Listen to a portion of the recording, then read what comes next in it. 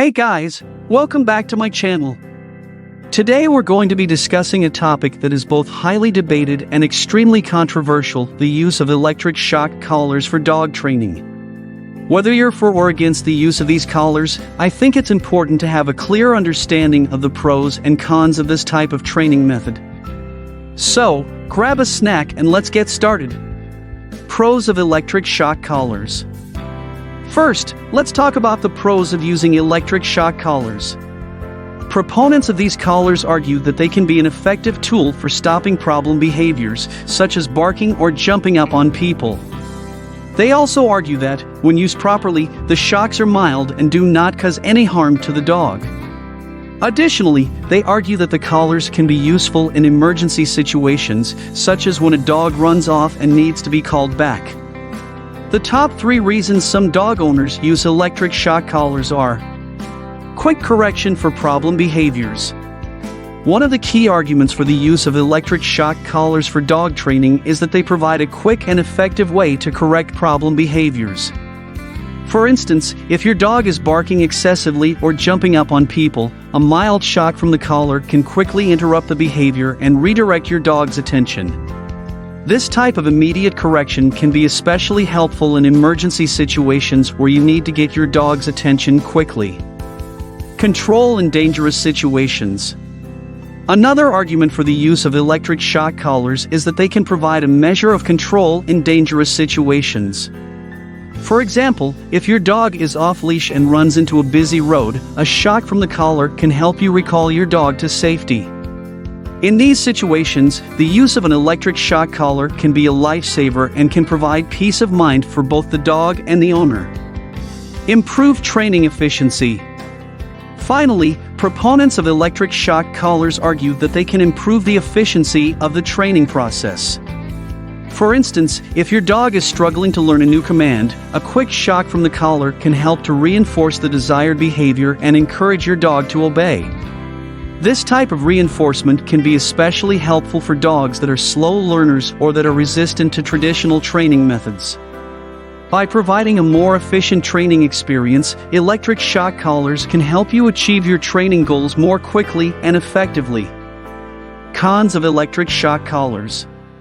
However, there are also many people who are strongly against the use of electric shock collars. One of the main arguments against these collars is that they can cause physical pain and distress to the dog. There have also been studies that suggest that the use of electric shock collars can increase aggression in dogs, and that the long-term effects of the shocks can be harmful to a dog's psychological well-being. Additionally, some experts argue that the use of these collars undermines the bond between the dog and the owner and can lead to a breakdown in communication. Physical pain and distress. One of the biggest concerns about the use of electric shock collars for dog training is the potential for physical pain and distress. Even though the shocks are marketed as mild, they can still cause discomfort and even pain to the dog. This type of punishment-based training can also create fear and anxiety in dogs, leading to long-term behavioral issues and a breakdown in the bond between the dog and owner. Increased aggression. Another major concern about the use of electric shock collars for dog training is that they can increase aggression in dogs. This is because dogs may associate the shock with the presence of another dog, person, or object, leading to fear and aggression towards those things in the future.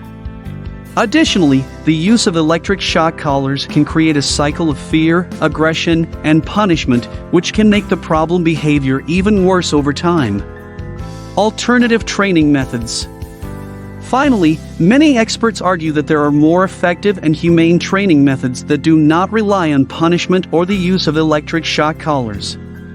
Positive reinforcement techniques, such as treats, praise, and play, have been shown to be just as effective, if not more so, in correcting problem behaviors and promoting good behavior.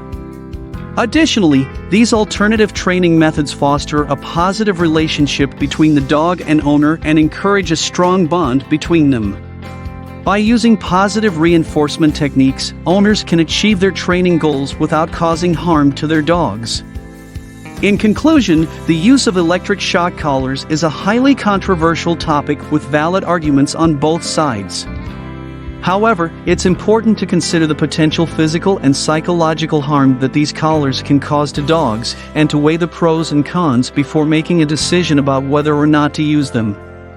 Ultimately, the best way to train your dog is to use positive reinforcement techniques, such as treats and praise, to reinforce good behavior and to avoid using punishment-based methods that can cause harm. Thanks for watching, guys. If you like this video, make sure to give it a thumbs up and to subscribe for more videos on dogs, training, and other topics.